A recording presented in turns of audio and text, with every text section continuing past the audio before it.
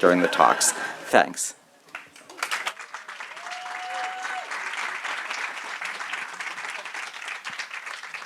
Testing. I hope this is working. I'm not convinced that it is. Welcome. Thank you all for turning out early on a Sunday morning. It is the great privilege and honor of my career to have edited I Regret Almost Everything, which I hope you will buy from Bunch of Grapes after. And congratulations, Keith, on New York Times bestsellerdom. It's a big, very big deal. So let's dive right in. Do you think you would have written a memoir if you had not had a stroke? I'm not sure, but it wasn't just the stroke. It was none of bad things happened at the same time. I had a stroke. Two of my restaurants closed, and my wife left me. And there's when you're sensitive like I was, I suppose it got to me too much. One day I saw my two small children playing. I knew I could never join in, so I decided to kill myself.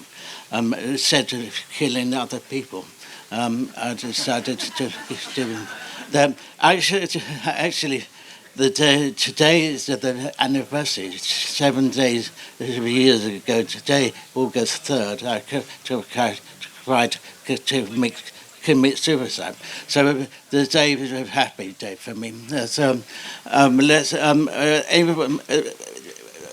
Basically, I tried to commit suicide. My son found me in the morning, luckily because he woke up early. And so the ambulance was called, and 14 hours later, I woke up at Martha Vineyard General Hospital. And you probably know this, but in America, if you ever decide to kill yourself, you must only leave if you go to the psychiatric hospital. So I ended up spending 9 weeks at McNally Hospital, Looney Bin. And so there I sort of 4 sessions, 5 sessions a day of therapy. And I started to write the book. So to answer your question more briefly, I don't know. Well, if you had never had the stroke and never ended up in the loony bin, do you think the book would have the same title if you'd written a memoir? No, but you came up with the title, so I'm indebted to you forever. So I think most of the reason why the book sells as tall is because of the title. They're your words. They're your words. And as many of you know, the reviews for I Regret Almost Everything have been absolutely glorious. It's been called beautifully written, extremely moving, sharply entertaining, a revelation, addictive, unforgettable, striking, charming, and compelling, with the sense of humor that's essential along the way. And my personal favorite, from the writer Bill Buford, a frickin' masterpiece. I'm not true, but I don't actually like the book. I'm not being funny. I'm rewriting the book right now because, as you know, I didn't want to hand it in. I actually, for 2 months, Amy said you can't have him. So she made a compromise. She said you can rewrite the book for the paperback. Trade paperback. You'll have to buy that too to see all the changes. I cringe at a lot. Every page I cringe at. I don't know everybody will write about the lives cringe at the words, but I do. And I know this. You are your own worst critic, but I confess to not being entirely surprised by glowing reviews from book critics. It's a beautifully written book. But I'm really blown away by the ongoing, overwhelming, emotional, and passionate response from readers. 3 months after publication, this frickin' masterpiece is still selling like hotcakes due to good old-fashioned word of mouth. Instagram is rife with posts of your book at the beach, poolside, and on planes all over the world. You have received countless emails and messages from not only friends but also strangers declaring their love for I Regret Almost Everything. Are you surprised by this intense reaction? Yes. What aspect of your story do you think it is that most draws readers in and inspires them so? I can't answer that. I don't know. It's got many aspects. The thing I really like is how many young people write to me, and I like the book. But I think when I was younger, I really wanted the approval. The approval over the people. But now that I'm much older, I wanted the approval of the young people. It's so funny. That makes sense. It's interesting to me that so many of your employees at your restaurants stick around for many, many years. Those fortunes. But one interesting Instagram thing I've noticed is there are obviously hundreds of people who used to work at your restaurants, and they're all reading this and weighing in and really moved by it. Yeah, I suppose so. Okay, is there anything that we cut from the pages that you wish we had not cut? Yeah, I think you know the part about the journalist more than Dowd. I think he forced me to cut it. I wish I hadn't, but I don't know about that. I wish I had written more about Monica Lewinsky. Monica Lewinsky? More about Woody Allen? Yes. More controversy. Great. Is there any story in the book you wish you had not included? No. Very happy with all of it. Now, before we started working together on the manuscript, you dispatched me to see the documentary Turn Every Page about the writer-editor relationship between Robert Caro and Robert Gottlieb. Do you see any parallels in the way we worked? I think first of all would be perhaps anxious to see any parallels. But I really liked them both. This interesting documentary. I haven't got a handbag collection. Not yet. Yeah, no, yet. But it explained that for the audience, explain the reference. So, Robert Gottlieb, the very distinguished editor of The New Yorker, editor of Knopf, he perhaps peculiarly was famous for having an esoteric handbag collection.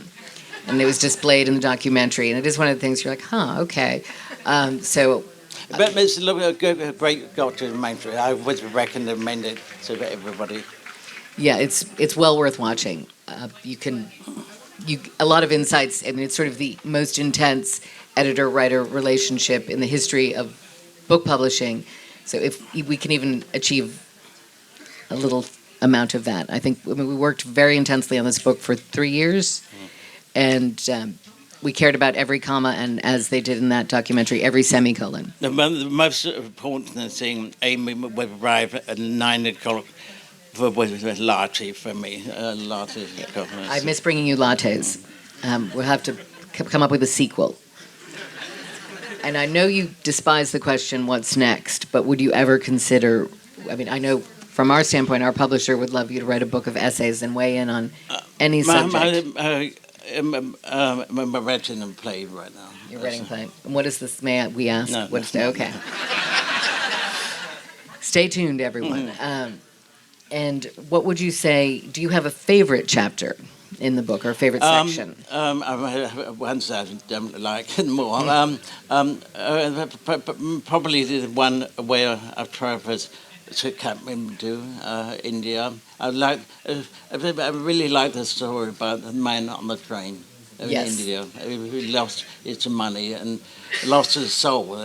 So I had to live in image of the train disappearing into night and this man on the tracks. It's a haunting story. It's actually the story that made me want to publish this book when it came in with the proposal of Keith's travels to Nepal and across India, and train rides and happenstance and the things that happen along the way. And I think one of the surprising things in this book is people come into it thinking we are going to hear about gourmet meals and caviar, and instead you hear about really great sandwiches, especially one here on the island at Humphreys, sadly closed, a roast turkey sandwich, a Branston pickle sandwich, and I think, is there a roast beef one? Yeah.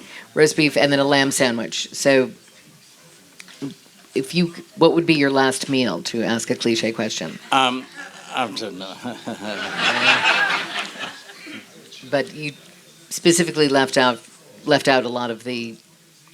The chapter I also like a lot, but not because we're here, but it's when in 1976, I came to the vineyard for the first time, and I actually stayed in the beach one night and the youth hostel another night, and got to fall in love with the island at the time. I was alone on a bicycle cycling around the island for 2 days. It was glorious.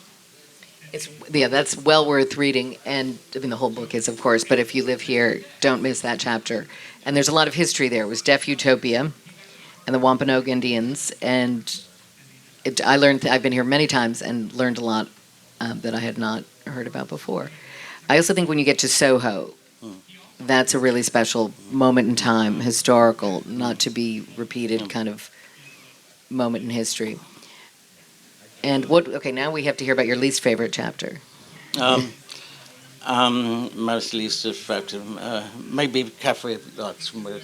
Cafe Luxembourg. But you forced me to write more about the restaurant that I really wanted to. It was prying it out of you to get you to mention Morandi and even Minetta Tavern for a while. I didn't want to write about the restaurant or food. I know that's a little bit pretentious, but I really wanted to stay away from that. Because everybody writes about food and everybody writes about the restaurant. I think one other surprising aspect of your book is how many books are mentioned incidentally. And we put together a little reading list of all the books mentioned. And have you reread any since? Yeah, a lot. After books I reread. I reread The Spy Who Came into the Cold the other month, but there were other week. I really didn't realise how great a book it is. Not just surprise book, it's a slightly existential. I think it's the best book you ever read. John Le Carré, The Spy Who Came in from the Cold. There's your next summer reading list book. In these perilous times we are living in, politically, do you have any book recommendations to transport us from the darkness? Again, I feel presumptuous to mention other books to the audience because they're probably much more literate than I am. I don't know about that. I don't see how you could come more literate than you are. And your libraries are extraordinary. Have you ever... Anytime I asked Keith about a book, or we had mentioned a book, and he said the person had signed it to him, he could find it in these elaborately large libraries, large collections. And do you have it all in your mind? Yeah. Do you organize your books in any particular fashion? No. Just no rainbow bookshelves for you. No. Let's see. What else? Is there anything you want to express to the audience about the experience of writing your book, other than he wrote it with one hand? In one hand, but I have to learn to write with my left hand. Because I'm naturally right-handed. So I write almost probably more than 1 million words with my left hand. A left-handed 1 million words. If there's any prize book written with one hand, I'm sure I'm going to be short-lived. So. Yeah. You heard it here first at the Martha's Vineyard Book Festival. And let's see, there've been some scandals with the book because we had a different UK libel laws are much stricter than US, so we had to make changes. That's a different edition. And then you refer to the chapter with Julia Anderson. Yeah, exactly. You heard it here. This is our hot reveal of the Martha's Vineyard Book Festival. X, who, and there's been a bit of a guessing game online about who this person is. Because I once spent the weekend with a famous actress, which had sex a lot this weekend, and in the end, I didn't want to see her. But it turned out I saw her again a year later, which she was with her boyfriend, and I really fancied her more. When whether it was just because she had a boyfriend, I didn't know. And but I ended up making a complete fool of myself. So, I read the chapter. And none of the online guesses, shockingly, have come close. No. There's been a lot of Shannon Doherty. I was like, no. The ex is Gillian Anderson. And I didn't even realize it because I'd never seen the show X-Files. Even though, yeah, she sent you the tapes, but you did not watch them. It was, so I didn't realize, she said we had to run it by her, that including the chapter, and for the UK, and she said, just make sure there are no identifying details, such as red hair. Great. That was never in there. And then he calls her X, and it did not dawn on me until the book was actually printed and in hand that was a little X-Files reference. Whoops. The English tabloids are much more interested than our own press. They just want to know where they can get more French fries. Let's see, I think, where's my 10? We are accepting questions from the audience now. Ask us anything. Sir. Nope. Oh, wait, hold on. If you have a question, can you just come over here to the microphone? Thank you. Yeah, hey, thanks. So. Here you go. Okay, thank you so much, Keith. This is from my husband, who really wanted to be here but could not make it. Sorry I couldn't be here, but I have not had the opportunity to speak with any other stroke survivors, which is something I have wanted to do because it's such a unique but also common experience that afflicts so many. So I'll have Amy, ask you this question. Given the neurological trauma, brain damage, and suffering that you experienced from your stroke, what benefits did you ultimately receive, and what... Sorry, my phone flipped out. And what benefits did you ultimately receive, and what did you learn from the experience? Thank you. One benefit, it brought me it brought me closer to my kids, my grandchildren. Not much else. It's all no. You get a table quite easily in restaurants. Parking. No, that's about it. Other than that, it was all bad. No, one other good thing. Because when I read things, I enjoy reading much more now. I read solo, but things mean so much more to me. And also, on the other hand, I haven't time for other things. If I have the time, I don't spend small talk. I like to get to score the things quickly, but I do take more pleasure in some of the things. Yes, I do. Small things, especially small things. If I like doorman open the door for me, it means a lot to me. I know it sounds silly, but small things mean a lot to me. You mentioned about the small gestures. Yeah, kindness. Unsolicited gestures. What right. was the second part of the question? What is The second part of the question. Oh, just the Yeah, experience yeah, that you yeah, get, yeah. That was it. Oh, it's all some things good, but most of them bad.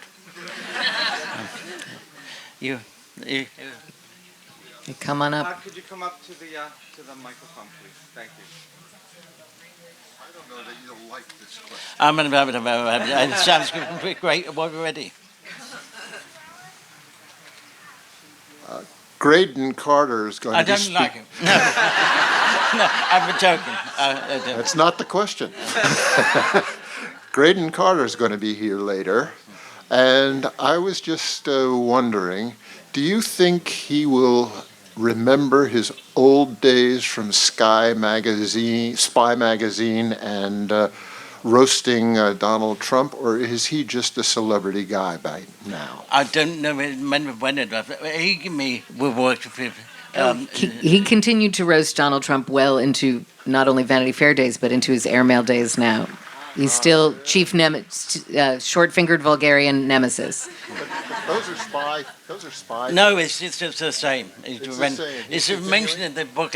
If you read it's a book.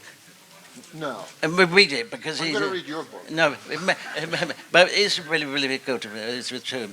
But probably might be better at the moment. But if you mentioned John Trump, it's really funny. Okay. All right. Thank you. He still holds him in great contempt, I assure you. Well, first of all, I want to thank you because you are the first book I've been reading with some more focus, enjoyment in the English language since my open heart surgery. And I find it extremely well constructed and something that has not been mentioned in the comment and the glorious review. There is elegance in sentiment when you speak about your family, and it's very touching. You are my contemporary, and I'm like you, an immigrant, and I find the way you look at the U.S. and your journey extremely moving. Thank you very much. Thank you so much.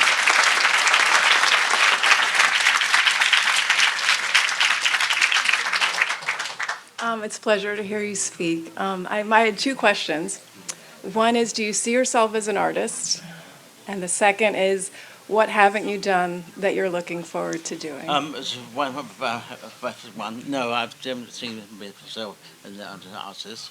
But the second answer, my contradicts the first answer. I would like to write a play, get on with my kids. I've got 5 kids. One doesn't talk to me right now. I'm going to make sure he does before I'm going to kill him or I'll die. Thank you. And I worked at Balthazar so many years ago, but I was like, oh my gosh, so it's a pleasure. What did you do? I was in the bakery, but I was in college and had the morning shift. Lovely. It was lovely to be there, so thank you. It's a great alumni association, your former employees. Anyone else? I just want to know, as a New York City restaurateur, do you still engage in day-to-day operations at all? Yeah, I do. What's your favorite parts that you still... Talking to myself in meetings. I'm gossiping with myself at the end of the meeting. We talk about the customers at the end of the night. Other than that, it's so difficult, the restaurant business. Yeah. I wouldn't want anybody to be in the business. Do you still analyze numbers and do that, or do you do something else? Never, None of that? never did. Never did? Okay. Number I can't wait to read the book. Thanks. Morning. Thank you. I'm just wondering if you have any thoughts about the current state of restaurants and food in the United States these days. No.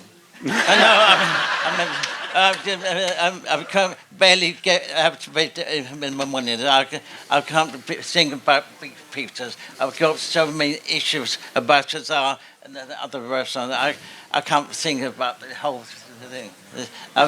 I'm a small person. I think about small things. Thank you. All right, well, thanks everybody for coming out so early on a Sunday morning.